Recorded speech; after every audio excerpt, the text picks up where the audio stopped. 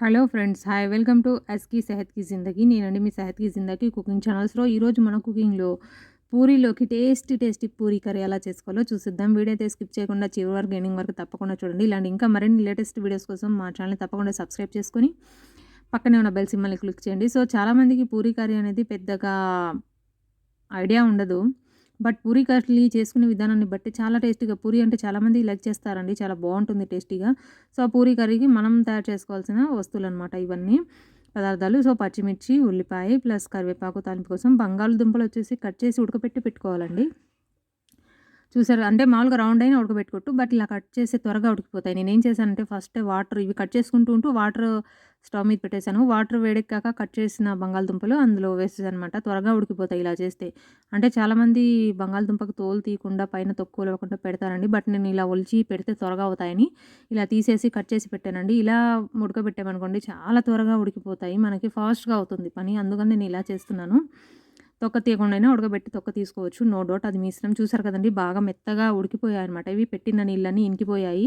మన బంగాళదుంపలు ఇంకేం లేవు. వీటిని కొంచెం పేస్ట్ చేసుకుంటే మనకు కూర రెడీ అయిపోతుంది. చూసారు కదా! మెత్త ఇంకా వీటిని మనం మెత్తగా పేస్ట్ చేసుకోవాలా. ఇప్పుడు స్టవ్ పైన ఒక గిన్నె పెట్టేసి బాగా హీట్ ఎక్కాక అందులో మనము చూసారు కదండీ! ఫస్ట్ మనము హీట్ ఎక్కాక ఆయిల్ వేసుకోవాలా. ఆయిల్ ఎక్కువగా పట్టదండి దీనికి. జస్ట్ ఒక చెంచా వేస్తే సరిపోతుంది. ఆ ఆయిల్ కూడా బాగా హీట్ అవ్వాలన్నమాట. కొంచెం జస్ట్ కొంచెం ఉల్లిపాయలు మనం చాలా కట్ చేసి పెట్టుకున్నాం కదా! అవన్నీ వేయాల్సిన అవసరం లేదండి. జస్ట్ కొన్ని ఉల్లిపాయలు ప్లస్ తాలింపు గింజలు. తాలింపు గింజలు కొన్ని ఏసుకోవాలా.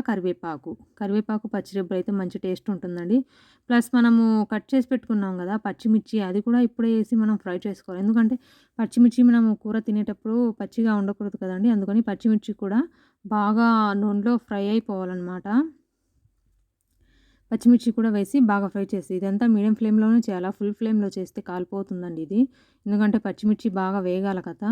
ఉల్లిపాయ త్వరగా వేగిపోతుంది. పచ్చిమిర్చితో దాంతో పాటు వేసి వేగనివ్వాలా.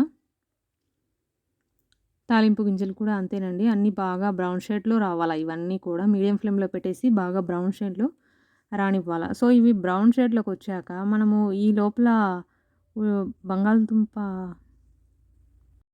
ముక్కలన్నీ మనం బాగా కొంచెం మెత్తగా పేస్ట్ చేసుకోవాలండి.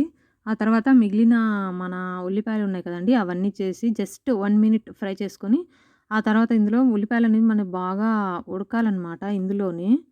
మంచిగా ఉడికితే అంటే వాటర్‌లో ఉడికితే పెద్దగా స్మెల్ వస్తుందండి. సో, ఇందులో ఆయిల్‌లో 5 మినిట్ ఫ్రై అయ్యాక జస్ట్ ఒక 2 మినిట్స్ అప్పుడు మనము ఇందులో కొంచెం పసుపు వేసుకోవాలి. ఎందుకంటే కలర్ కోసం లైట్‌గా పసుపు వేసుకుంటే మంచిదండి. ఎక్కువగా వేయాల్సిన అవసరం లేదు.